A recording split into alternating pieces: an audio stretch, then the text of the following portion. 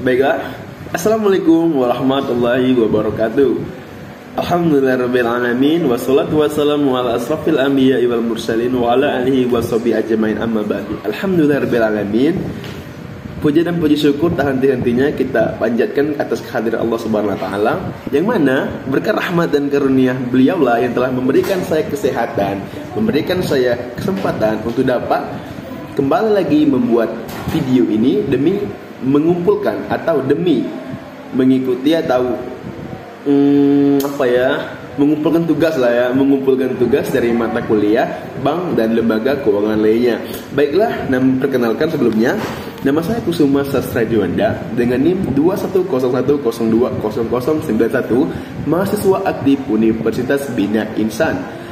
Di sini saya akan menjelaskan beberapa materi dari mata pelajaran mata kuliah yang berjudul Bank dan Lembaga Keuangan Lainnya, yang dosen pengampuhnya yaitu bapak kita yang paling ganteng dan paling muda, yaitu Bapak Ariski Adrianaldo SEMSI. Langsung saja kita masuk ke submateri. Adapun materi yang akan saya bahas yaitu manajemen perbankan. Adapun sub dari materi manajemen perbankan, yang pertama yaitu konsep manajemen perbankan, yang kedua mengatur dan menata aktiva bank, dan yang ketiga manajemen permodalan.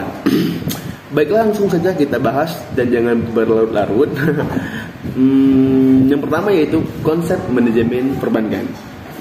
Manajemen perbankan merupakan suatu ilmu yang mempelajari segala kegiatan penyerapan atau pengumpulan dana, penyaluran utang piutang, pelaksanaan lalu lintas transaksi keuangan, serta pertukaran mata uang. Hal ini dilakukan agar lebih efektif terhadap pencapaian tujuan yang telah dibuat. Apa sih tujuan dari manajemen keuangan itu?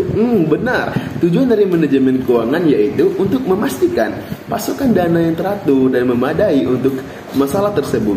Tujuan manajemen keuangan yaitu memastikan pengembalian yang memadai kepada pemegang saham, yang akan bergantung pada kepastian penghasilan, harga pasar saham, serta ekspektasi pemegang saham. Manajemen perbankan itu meliputi apa saja sih? Benar, manajemen perbankan itu meliputi beberapa hal, di antaranya yang pertama adalah manajemen pengelolaan dana bank, manajemen keuangan, dan juga manajemen SDM perbankan. Manajemen pengelolaan dana bank sangat penting bagi kegiatan perbankan untuk mendapatkan keuntungan yang diharapkan. Baik, langsung saja ke materi selanjutnya yaitu mengatur dan menata aktiva bank. Mengatur dan menata aktiva bank adalah pengelolaan semua harta kekayaan bank dan semua kewajiban bank. Sering pula diartikan sebagai pengelolaan sumber dana dan pengalokasiannya.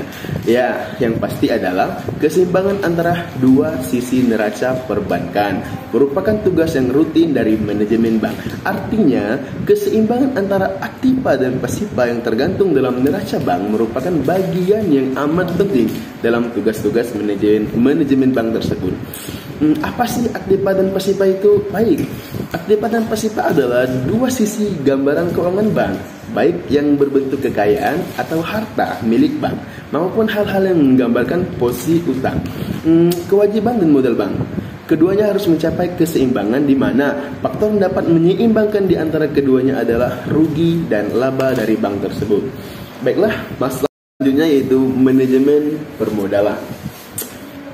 Apa sih manajemen permodalan itu? Baiklah, masih menurut Kamus Besar Bahasa Indonesia atau KBBI, modal adalah suatu yang digunakan seseorang atau perusahaan sebagai bekal untuk bekerja, berjuang, dan sebagainya.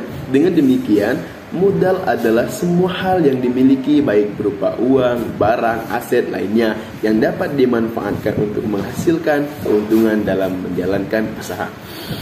Strategi permodalan. Secara klasik, kita menyebut bahwa bank adalah lembaga kepercayaan. Karena itu, manajemen bank dituntut untuk selalu menjaga kepercayaan masyarakat menggunakan semua perangkat operasionalnya.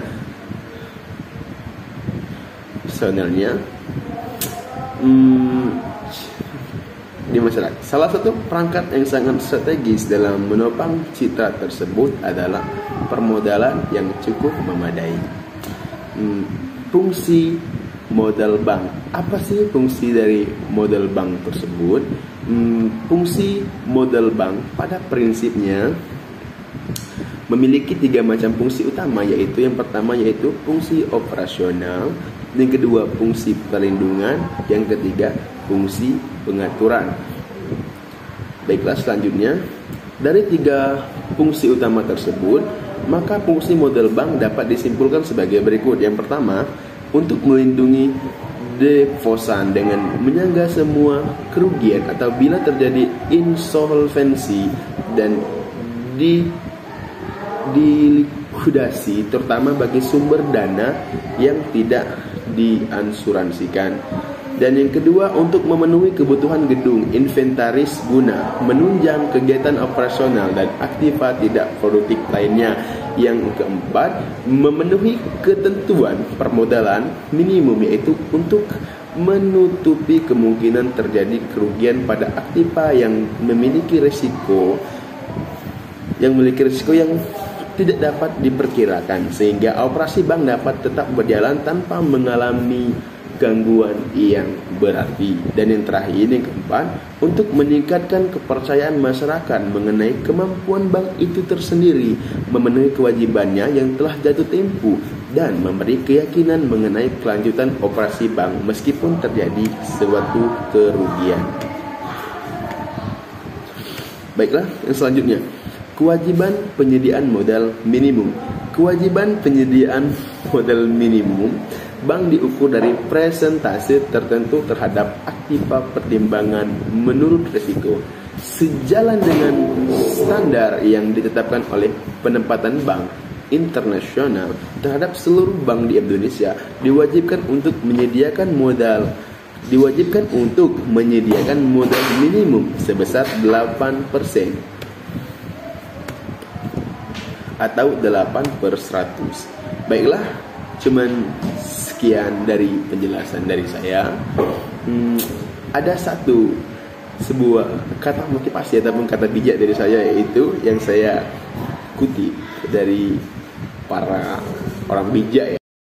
Baiklah, satu kata motivasi ataupun kata untuk membangkitkan semangat dari saya untuk kita semua, yaitu sebuah kata yang paling menghancurkan hidup kita adalah kata besok. Nah, dari kutipan ataupun dari penggalan kata tersebut dapat saya simpulkan bahwa kita sebagai individu yang selalu bergerak ataupun sebagai individu yang akan meneruskan kejayaan bangsa Indonesia, jangan pernah terlintas ataupun terfikirkan di hati kita bahwa dalam hal mengerjakan sesuatu kita selalu menunda-nunda dengan adanya kata besok. Mengapa harus besok jika hari ini bisa? Sekian dari saya. Terima kasih. Wassalamualaikum warahmatullahi wabarakatuh.